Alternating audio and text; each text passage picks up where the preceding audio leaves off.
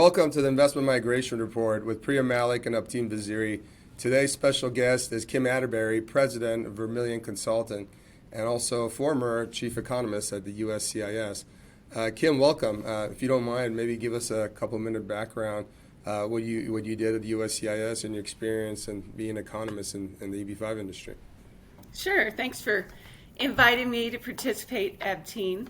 I was the first economist at USCIS at headquarters in DC, and I started there in 2009. It was a pretty interesting time to be there, and they didn't really know what to do with me at the beginning. They had no idea what I should be doing or anything.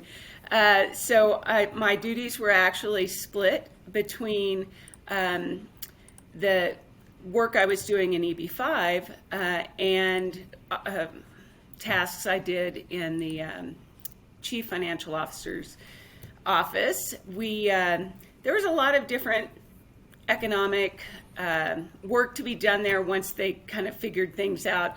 We have an economist, what do we do with her now? Regulations, which you might know, all have to have economic impact. And that had been completed prior to me arriving by other people on a part-time basis. One lawyer that had like 2 more econ classes than anybody else was writing the economic analysis and so forth. But the real reason they brought me on was because of problems in the EB5 program. And that was actually what I worked on that interested me the most. So I got sent out to California to work with the adjudicators and see how they operated, and it was kind of scary, actually, a little bit. The California Service Center is a really interesting, dark, deep hole, and so I trained adjudicators who did not have any real business experience to be able to identify problems in submissions under EB5.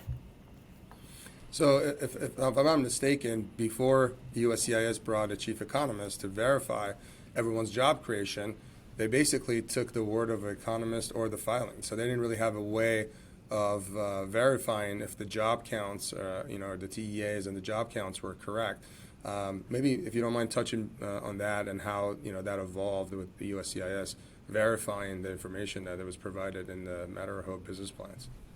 Yeah, it was, you're right. They didn't have, since USCIS didn't have an economist, they kind of had to take the word of what was being submitted. And there was one particular case that I was specifically brought in to look at the beginning. And it was a real battle with the economist. And for example, what was happening in this situation was they were hiring one person, paying the one person $200,000, but they said, but the average wage for the county is, $10,000. So if you divide one by the other, it's the same as hiring 10 people. It was just some really crazy, funny stuff, funny math going on there. So once I came on board and was able to identify some problems, they got a little more regular about issuing RFEs, and they had an economist to back it up. They had a hard time issuing RFEs on the economic analysis without an economist because the outside economist would just hammer them. Really, with a lot of terms and so forth that they didn't understand. So that was the role I played. In TEAs, it was actually really interesting working there because back when I first started working there, anybody could submit a TEA letter that aggregated census tracts and so forth. It didn't have to be issued by a state. And we ran into some problems because people weren't using weighted averages and things like that. The numbers were not being used quite properly. And so we started going out working with the states and with the BLS to get some parameters around how TEAs should be calculated. And I think, it's really relevant the last few weeks. We've been recording these shows As you know, there's been some tremendous changes that's happened. The minimum investment amount went up to from 500,000 to 900,000, and the TEA rules became more restrictive in November 2019. And then, as of a couple of weeks ago, the federal lawsuit that the magistrate ruled on basically brought the TEAs back to the previous rule, which was a group of census tracts that equaled 150% of the national average or in the rural area. Priya, I know you have some specific questions, but I'd like to continue asking Kim some information from inside the USCIS, because I know our audience is very curious, because they view filings and everything that gets done at the USCIS as a black hole. There's not a lot of transparency. So anything we can do to shed light on that process and how it works and how they adjudicate cases, I think. Behind Exactly. closed doors. Exactly. So go ahead, Priya. I'll jump back to my questions. No, go for it. Go for it. Well, I think one of the things that's really interesting to me, Kim, I know, the rule that, if you have a project that's longer than 2 years, you get to take, you get to, in a regional center context, which, by the way, as of today, it doesn't exist, but, 2 weeks ago, that program existed. And, from a regional center perspective, you could count indirect and induced jobs as long as the real estate project is 2 years or longer. And, there are ways where you verify if the, real estate project is longer than 2 years. And if it's less, then you can only count the direct jobs, but not the indirect and induced jobs. Can you give us some context, some history of how that rule came about and how the USCIS, accepted or agreed that 2 years was that magic timeline where you get to count the indirect and induced jobs? In 2009, at one point, all the EB-5 adjudicators from California came out to DC, and we all met. Sasha Haskell came down from Vermont, and those of you who have been around for a while know that Sasha was really the engine behind EB-5 within USCIS. And I worked with her a lot, every day. And so we all got together, and what came out of that was the Neufeld memo. It came out of that meeting. And in that meeting was when they created the if-then structure for the TEAs. It's still in their policy guidance today. And also from that was a long discussion about temporary and transient jobs and what should be allowed to be counted. And that's resulting from that meeting. People decided that the 2 years, the 2 year time frame for construction became the benchmark out of that meeting.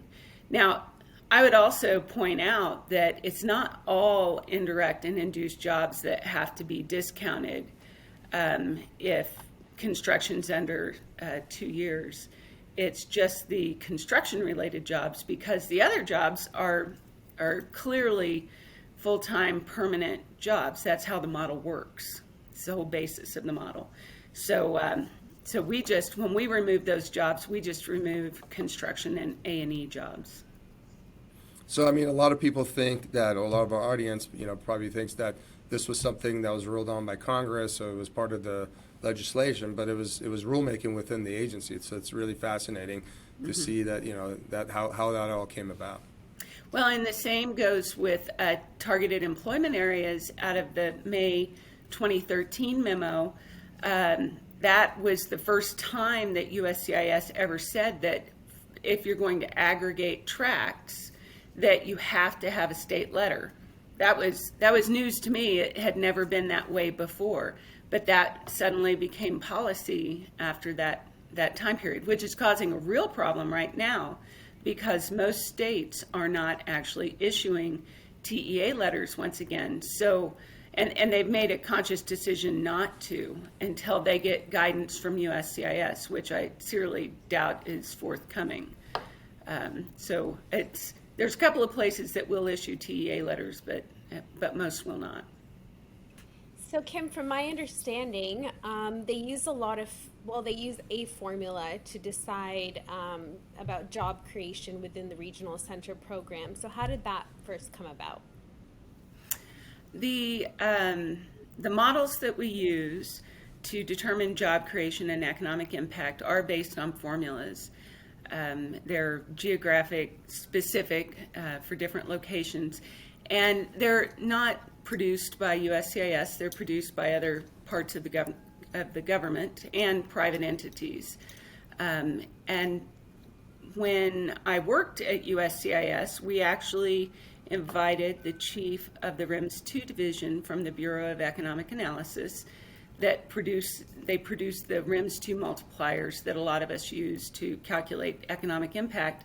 She came out to the California Service Center and provided some training for adjudicators. And that was really interesting, I think. And I really believe that that was the point when adjudications really improved significantly, because they understood what they were looking at a little bit better. And there's a rumor that used to float around that with the various different programs, the implant and RIMS 2, and I think there's a few other ones, that the preference of the USCIS was RIMS 2. Can you comment on that? If they use other input-output models, or RIMS 2 was kind of the main one that the USCIS used to verify job creation? That's a funny rumor because I started it. I said during many stakeholders meetings that I preferred RIMS 2, and there's a reason, because if they provide the multipliers, you can check the math very, very easily. With Implan and REMI and the other models that are software-based, you can't really check their math. It's a black box that you can't see inside of. And so that's why I started that rumor that we preferred RIMS 2, because I did.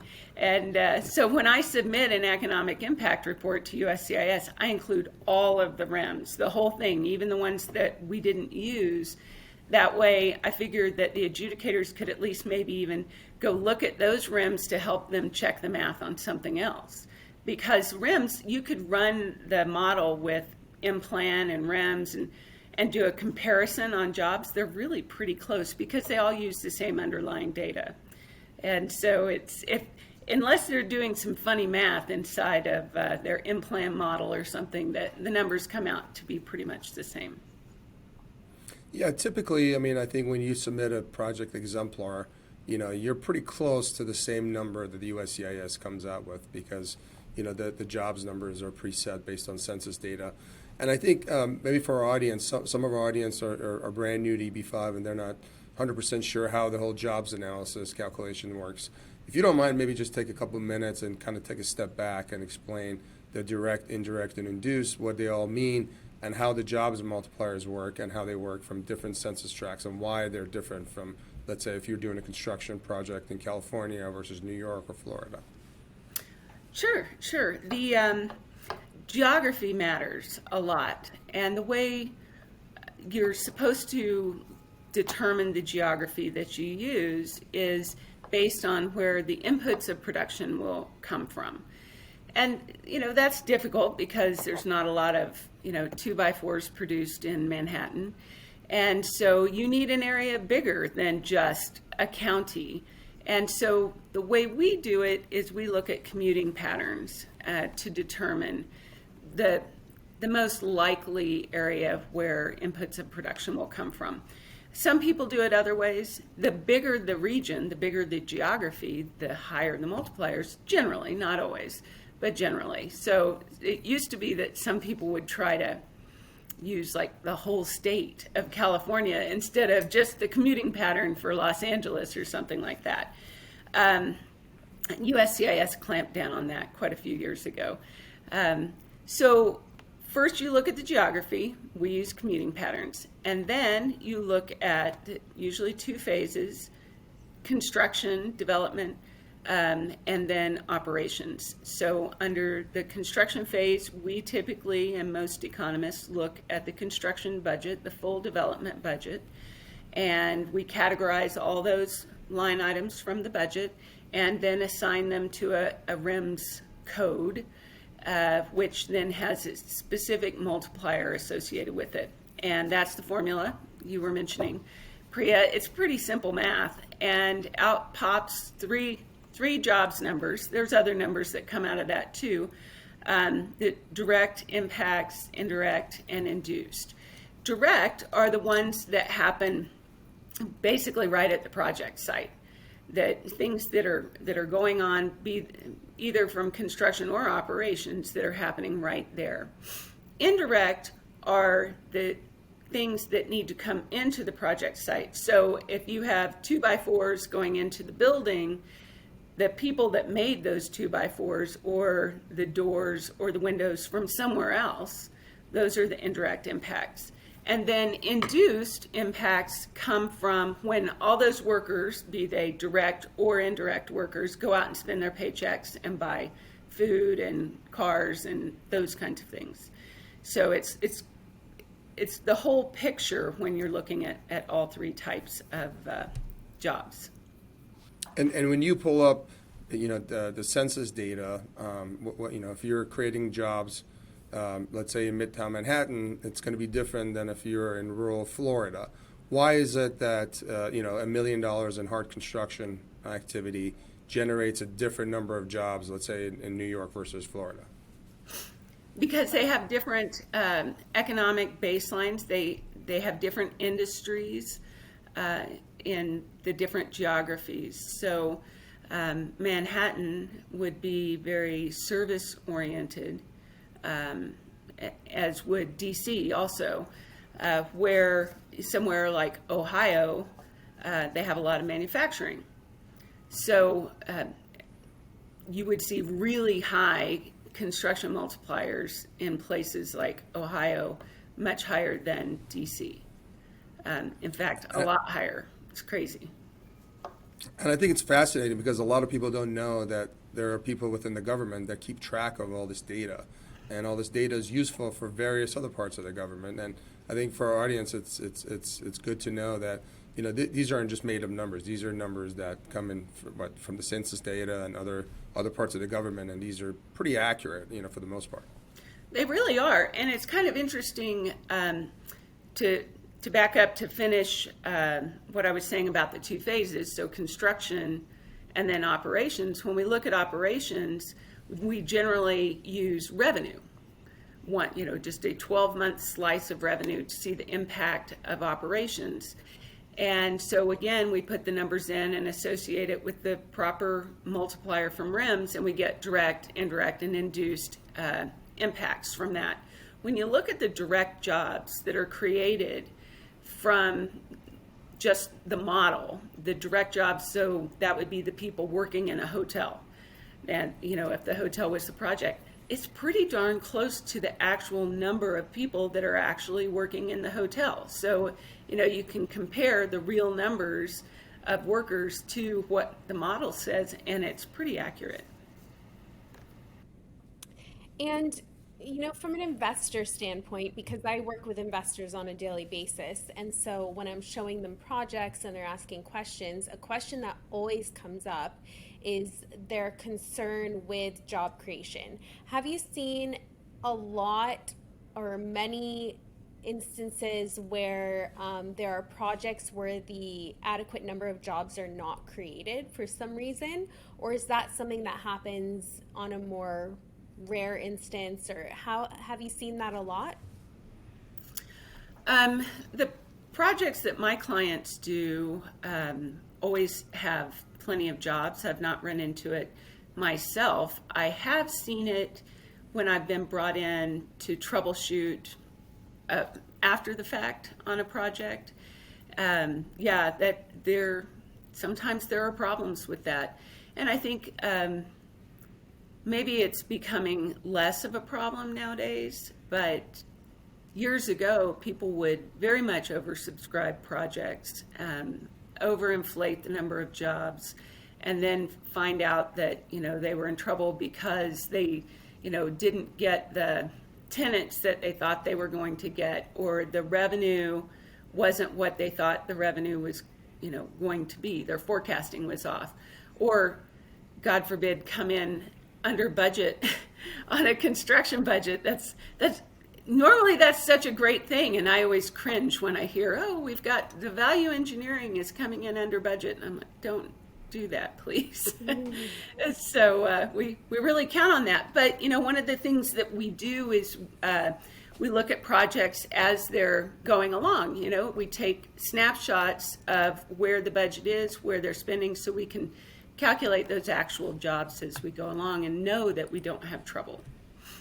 And I remember when I first started in the EB5 industry about 2012, many economists back then believed that you couldn't do multifamily projects because they didn't think that they created enough jobs. And I used to argue with that and say, well, the same way hotels create construction jobs, a $200 million high-rise apartment also creates construction jobs. And, there were so many different methodologies. I remember tenant occupancy, and, people try to, get credit for jobs by building an office building, even though they moved the jobs from an office building across the hall. I know this is really ancient times, but do you mind just giving a couple of minutes about your experience with some of those methodologies and, tenant occupancy and some of the other methodologies?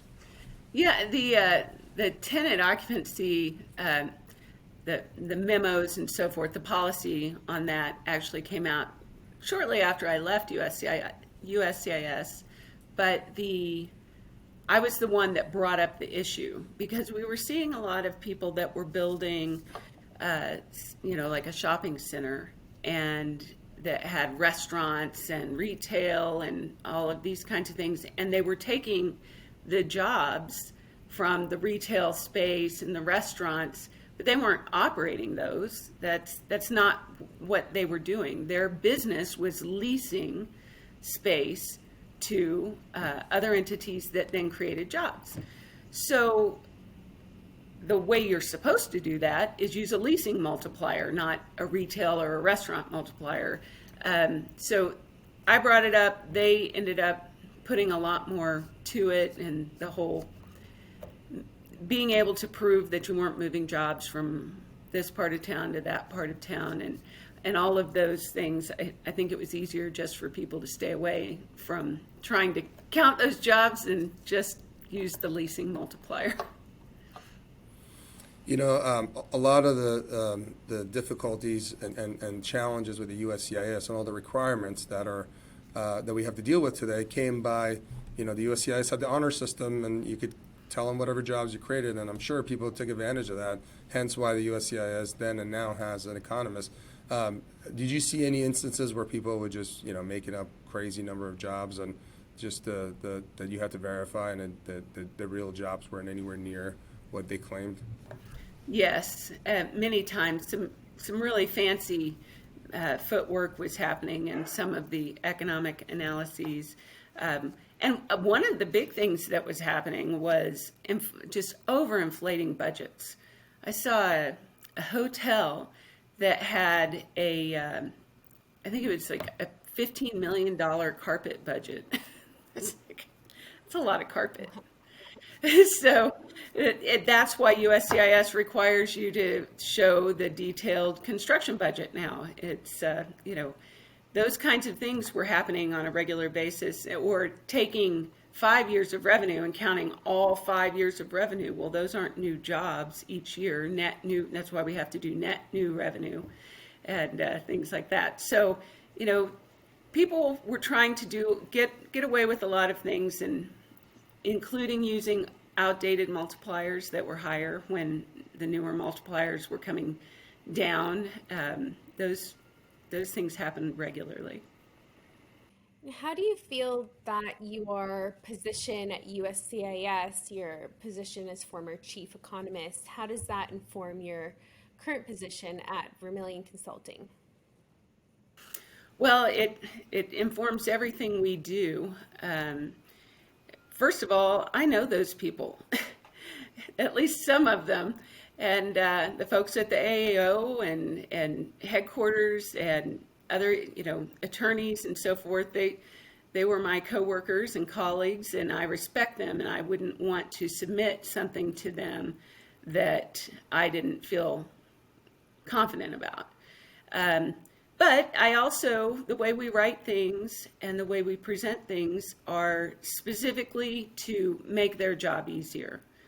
And we don't get paid by the word. So our business plans and our economic analyses tend to be a lot shorter than everybody else's because we don't need to inundate USCIS adjudicators with 200 pages of stuff.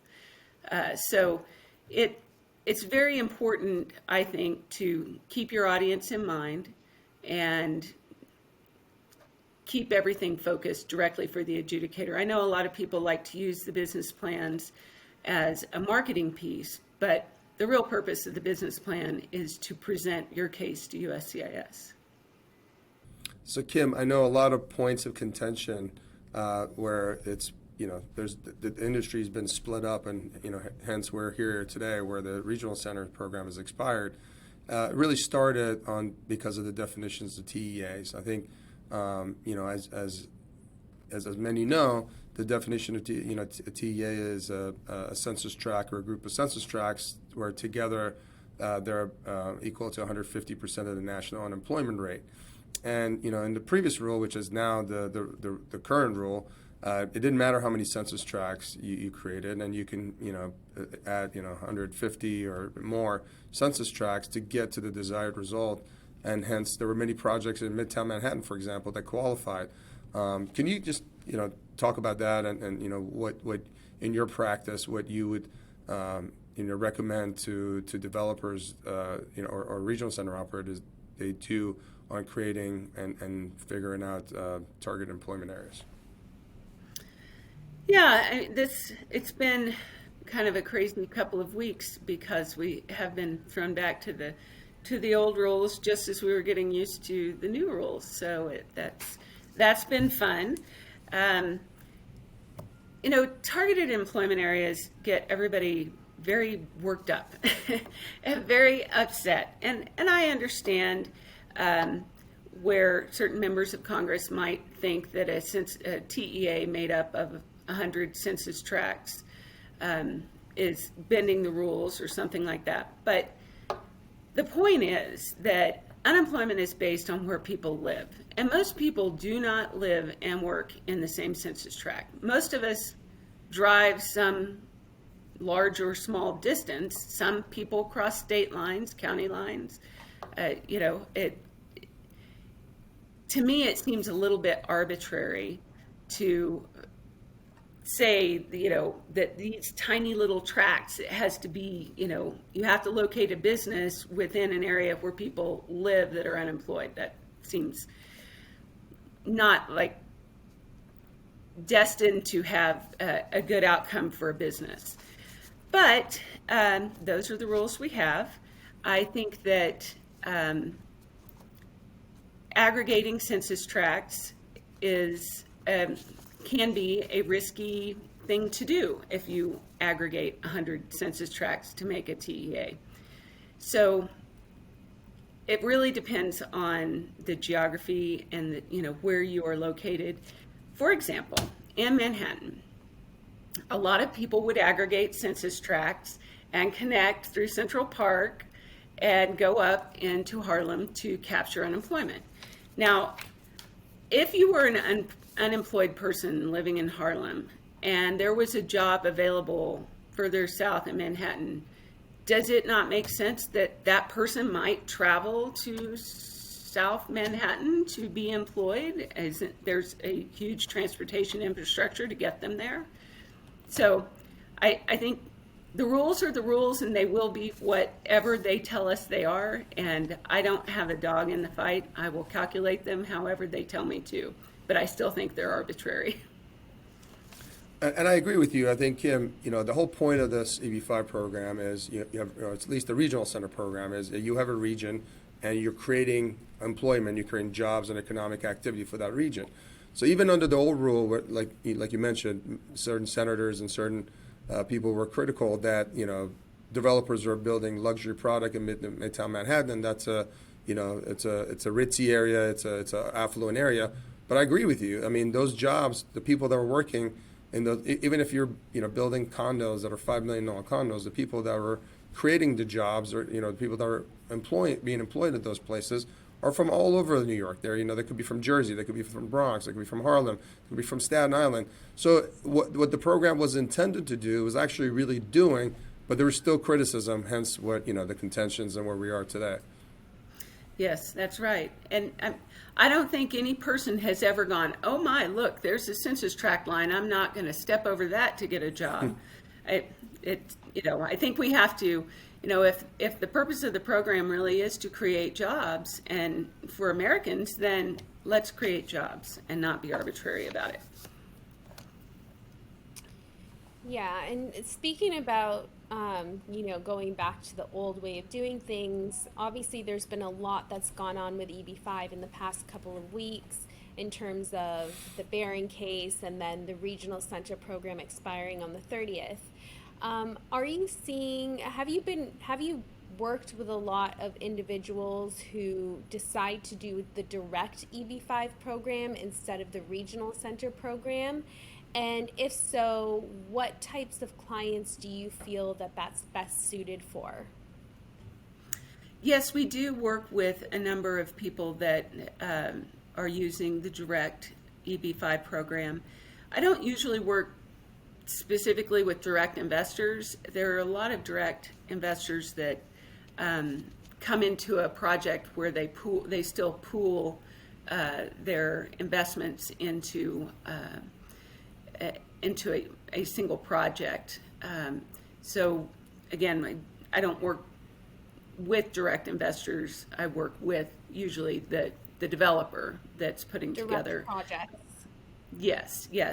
But I think that it's well suited for a lot of people. If you have a good EB-5, immigration attorney, they can put together a direct investment that really functions very much like a regional center investment, with the main difference being the way the jobs are counted. And Kim, I'm glad that we actually segued into direct versus regional center projects. Pri and I actually did a show on that just a week ago, and there's definitely a lot of people that are interested in the differences between direct and the regional center program. But one of the main differences is how you calculate jobs and what jobs you can get credit for. For example, if you're building a $100 million multifamily project, you may have less direct jobs than a small $500,000 franchise restaurant, let's say Pizza Hut. So can you kind of talk a little bit about the different ways where jobs can be calculated, from a project to project specific basis on a regional center program versus direct? Yeah, sure. With direct projects, they're better suited for projects that have operations that create jobs, because generally you are not going to be looking at construction jobs, development jobs for direct investors, because you cannot use the impact model as we were discussing earlier, where with the regional center investors, we take that budget and we use the RIMS model and calculate the jobs. With direct investors, we have to have W-2 employees, actual employees. So that generally comes from the operation of whatever that is. So multifamily, probably not well suited for direct investment, because there's not a lot of direct jobs that are created, unless it's a multifamily that has, super high end with lots of like concierge services or other services offered. Maybe that would work. Probably not, though. So you would be looking at something like you mentioned, franchise operations, as long as there were enough full-time employees. There's a lot of medical related opportunities for direct dental and medical related projects that I've seen. I'm trying to think of what other kinds. I've seen it even work with a hotel. Hotels have, of course, lots and lots of direct jobs. I've seen it work also where you blend, when the regional center program was still working, where you would have a blend of direct investors and regional center investors in the same project. So those can be pretty interesting as well. And so it's, the documentation is really interesting because for direct investors, you don't have an economic analysis. For regional center investors, you do, but you almost need to submit both for both kinds of investors so you can show USCIS you're not double counting any jobs. So that I think there's a lot of opportunity for direct. It's just a little bit more difficult to make it happen. So Kim, I know many investors and regional centers are focused on real estate type of projects because that's what investors are very familiar with in other countries. But, are you seeing a lot of projects, in the past and recently that were manufacturing projects or projects that are not real estate focused? Yes. In fact, we have developed a specialty of working on unusual projects like that. They're a little bit more difficult sometimes than real estate.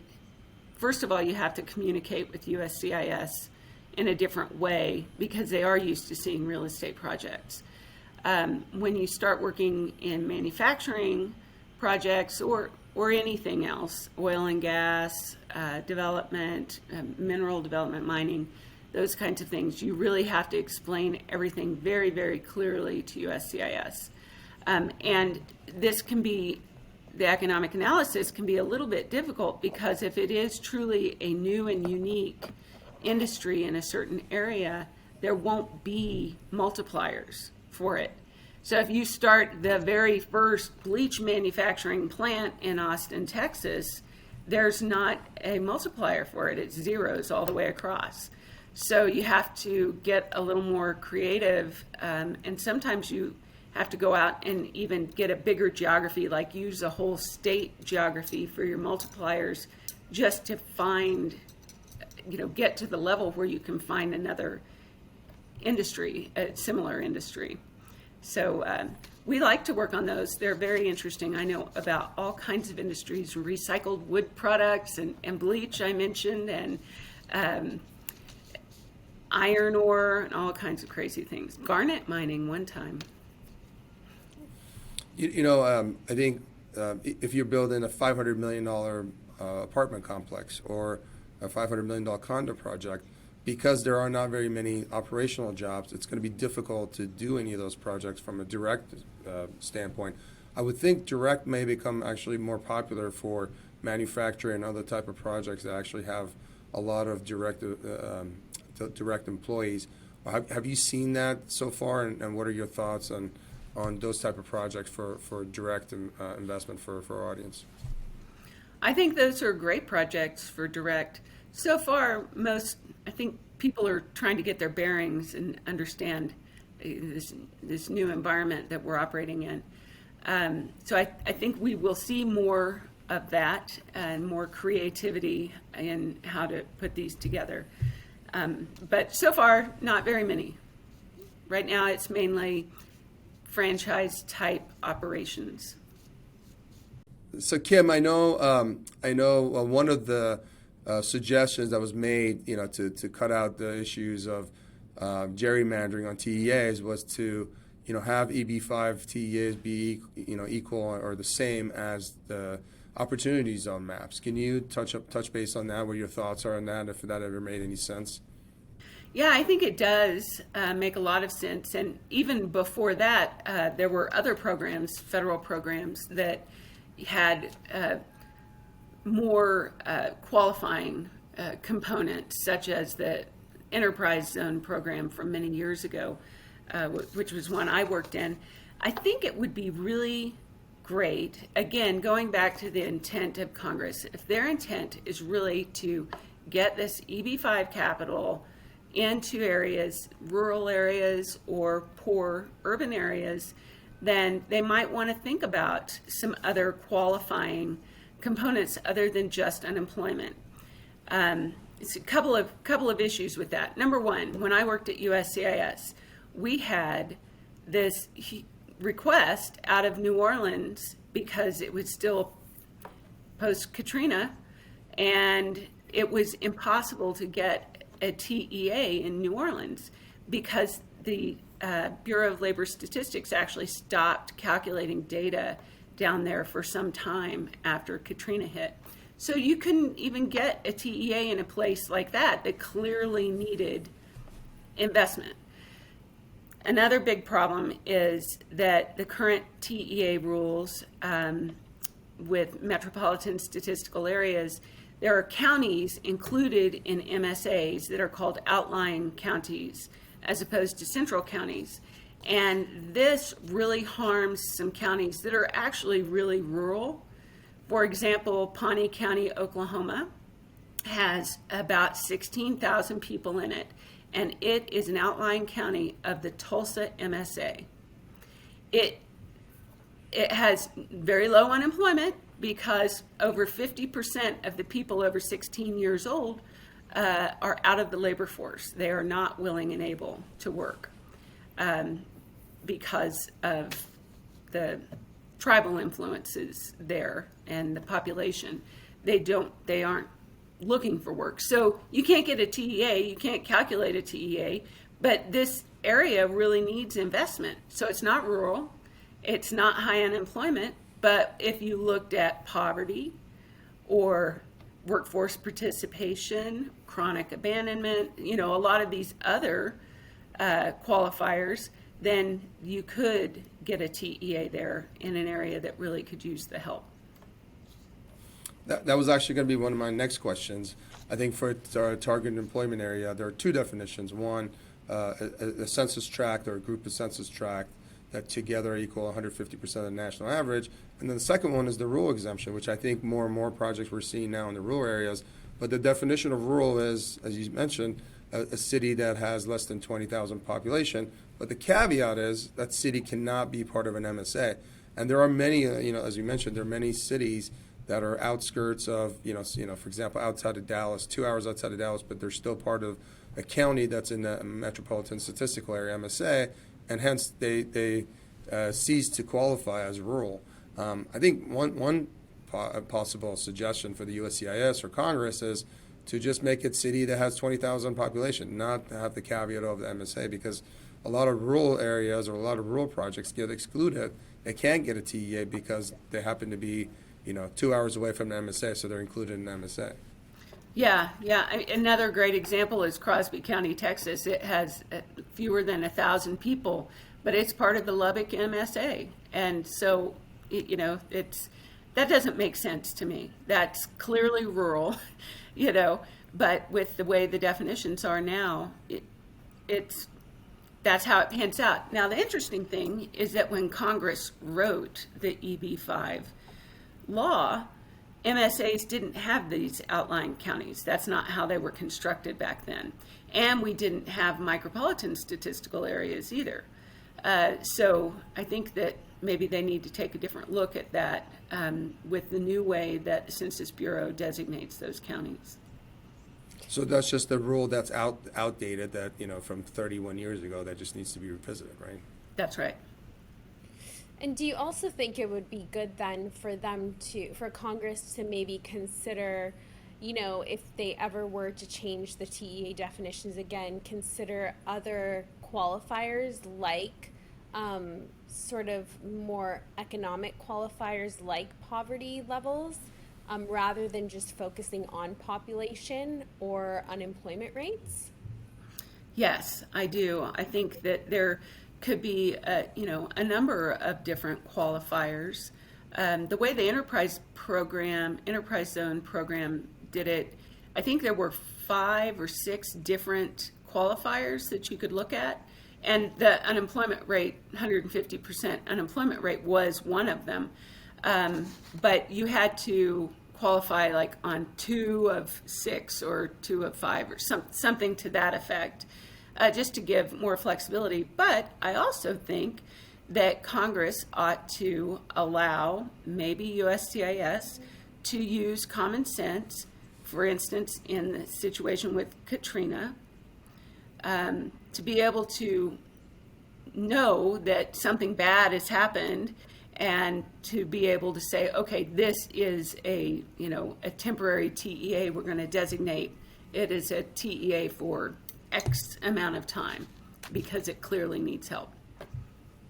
So maybe some requirement that has a national emergency ramifications, or even, something to allow troubled businesses post the pandemic to qualify, jobs that they're saving. I think that's something that, Congress should definitely look at. I think that would be a great idea.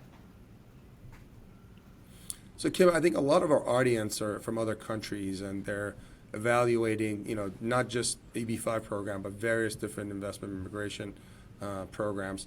And, as they're doing their homework and they're watching this program and other types of programs or other, research, what are some of the important things that they should look at, to make sure that they're, covering all their bases or doing their homework when it comes to their TEAs and jobs creation, when they're looking at various different EB-5 programs, whether it's direct or regional center? Yeah, it's project as a whole.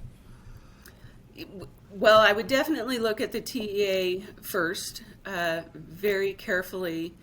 With the rules changing right now, it's kind of difficult to know what applies and what's even going to fly with USCIS right now, because if states are not issuing letters, then that means to get a TEA letter, you have to have somebody like me write it. And will USCIS accept it? We don't know. We have no idea. So all we can do is hope for the best. The data, really, the data is the data. And as long as you're backing it up, USCIS should accept it, but we don't know. So I would always look at the TEA first, because without a solid TEA, you don't know if you're investing the right amount. Jobs. Definitely, I would recommend getting taking a thorough look at the economic analysis and potentially getting a second opinion. A highly qualified EB-5 immigration attorney, and not all immigration attorneys are EB-5 immigration attorneys. The attorney can look at it and generally know if it's good or not. But I would just make sure, because there are a lot of service providers out there, and they are not all created equal. Another technical thing, I think, from a TEA standpoint, the USCIS essentially gave the authority to calculate TEAs to each states, and some states, essentially, passed that authority up to the county judges and the mayors. So maybe talk about, verifying who has the authority, and is that letter from the mayor's office sufficient if that, the authority has been passed down from the governor's office down to the mayors and the county judges. You're right. And as far as I know, the only state that's done that is Texas. And so it would be, it could be any local level official, county or city, that produces a letter. I was trying to think there's no other states. One of the things that I always wondered about was one state, USCIS said that to be able for a state to produce TEA letters, they had to submit a letter to USCIS and tell them that they were going to do that. Like Rick Perry wrote the letter from Texas informing USCIS that the designating authorities are these local entities. Other states also submitted letters to USCIS saying who's the designated TEA authority for that state. But not all 50 states submitted a letter. Some states never submitted that letter, yet the states produced TEA letters. So I was always a little nervous that USCIS might go back and go, oh, well, that state never sent the original letter, and therefore none of their TEA letters are valid. Haven't seen that. That never has come to pass, but it's important to know who the designating authority is. And there was also talks about, in some of the legislations, about, essentially making the USCIS in charge of the, issuing letters. And, we know some challenges and some positives and some negatives from that. Can you touch on that? Well, yes. I mean, I think that would be a terrible idea, just because USCIS is so far behind. And, that would be another form. They would have to have a form. They'd have to have a fee. They'd have to have a regulation. when I submitted comments on the proposed rule, when USCIS was floating their new TEA rules, I had suggested that USCIS produce one set of data. This is the data that we're going to accept, just one set. And for every tract in the United States, it's really easy. We could even provide it for you if you wanted. And then that way we were all working from one data set. And I think it would have been easier for USCIS to adjudicate TEA letters if they were just looking at one set of numbers instead of a bunch of different sets of numbers. But they declined my idea, and I think it's made it more difficult for them overall, because now they have to figure out what data set you're using and if it's valid or not. And on that same regard, opportunity zone maps, they're all set in stone, and they're all published, and you can go see exactly what areas and opportunity zones and what areas aren't. And because the governors of each state have to designate those areas, there's not a lot of gerrymandering going on. So those are actually really the distressed areas that need the jobs, and that's really been the point of contention and why we are where we are today, where the regional center program has expired. But one idea would be to make the maps equal the opportunity zone maps, which are the distressed areas. And another idea we floated around is, well, at the core of it, opportunity zone program and the EB5 program are both similar, creating jobs for areas that need the jobs the most, or hence distressed areas. But in one way, you get tax benefits. The other one, you're an immigrant. You're not necessarily paying taxes. You get immigration benefits. So maybe expand opportunity zone programs to do what EB5 does. But those are for members of Congress to decide, and not for us. Yeah, I think that would be a really good idea, and that would also incorporate the issue we were talking about earlier, where if a governor could designate it, then they could use their judgment in case you had a hurricane situation or whatever, you had a particular area that really needed the help like New Orleans did. So I think that would solve a lot of problems. I think especially with direct programs, there are a lot of investors that come to us and they just say, well, is there a map that I can just look at and see what the TEA areas are, and I can choose where I want to set up my business or what I want to do. So I think that would make it a lot easier for even for investors who are doing direct programs or doing their own businesses. Yes, I think so. And a word of warning on that, I know there are some websites out there that have maps with TEA data. We found mistakes in those before. And they're only using one data set, and you can use a variety. And whenever we check a TEA for anyone, we check every possible data set to see if it will qualify. But sometimes those maps do have mistakes. So people should be careful using something like that. And the other part is some places that do qualify for TEA, they cease to qualify for TEA next year because unemployment data changes and various different data changes. Hence why the opportunity zone maps are a lot more consistent, because they're locked up for 10 years. And I know in some of the legislations that we've looked at for both the House and the Senate, there were some attempts to grandfather a TEA. So when you do a project, maybe that's locked in for a year or 2 years or 5 years. What are your thoughts on some of those proposed legislations?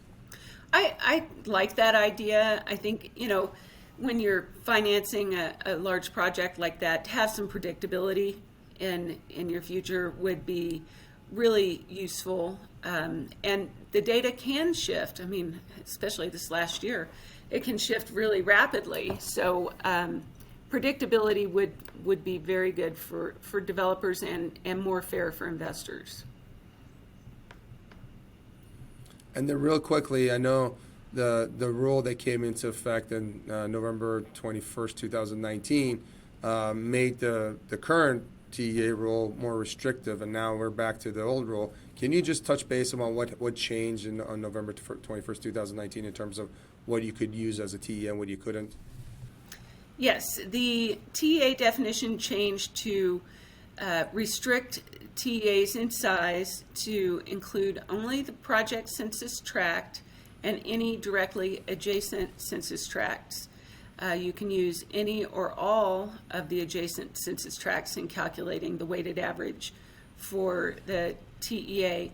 And that includes catty-corner tracts, tracts across waterways, and tracts across state lines, which is a really great addition and clarification, because before we were never really sure if you could go across a state line, especially when you have one state designating a TEA, for instance, Maryland designating a TEA, but their tracts are, right next to Washington, D.C. tracts. So can you include D.C. tracts in a Maryland TEA and vice versa? It was never entirely clear. And, I think with the pendulum swing, from a TEA rule that you can include any number of census tracts without any requirement by the USCIS to, the egg and the yolk model that you just mentioned. But, I think that became so restrictive that many projects, even very distressed areas, didn't qualify. One way to essentially cut out the gerrymandering was California had its own rule where you can only put together 12 census tracts. They didn't care if they were adjacent or not. They had to, I guess, all touch, but they didn't all have to be the egg and the yolk. That was I thought, a good way to meet in the middle. Can you comment on that? Sure, it is a good way to meet in the middle. It would limit, ridiculously large census tracts. I also think it's completely arbitrary, as we talked about earlier, that people will drive more than 12 census tracts to go to a job. So, but at this point, I would rather have a program than not. And so whatever they choose to do, that is fine with me. I would just like to have the program back. I think what you hit the nail on the head, because a lot of people in our industry, they just have all these crazy wish lists, and they fail to realize that we only have so much input. At the end of the day, members of Congress, more importantly, members of the Senate, have to agree on these rules. We can make suggestions. We can say what makes business sense, what makes sense for investors all day long. But if there is no will on their part to want to change that rule, there's nothing we can do. But if you had your perfect wish list from a TEA and job creation requirements, as members of Senate are negotiating probably today or as we speak, to try to save the EB-5 program, the regional center program, bring it back, what would be some of your wish list items that you think would make it easier for developers, investors, and USCIS? I think, using California's approach would, I think, be a good middle ground for TEAs. I would really love to see the EB-5 program made permanent, so we quit having these constant drama cycles. I think that we need to address the visa numbers and how that works, or there's really no point in having a program. And, as far as the investment amount differentiation, I think it's a very large differentiation, and it ends up overly harming non-TEA areas. But again, I would rather have a program back than argue with Congress about it. So it's that's kind of what it boils down to for me. So Kim, I know you mentioned that when you use the RIMS-2 or implant multiplier, even though it uses net operating income and census data to come up with those jobs, at the end of the day, those jobs end up being pretty equal to what the actual jobs would be.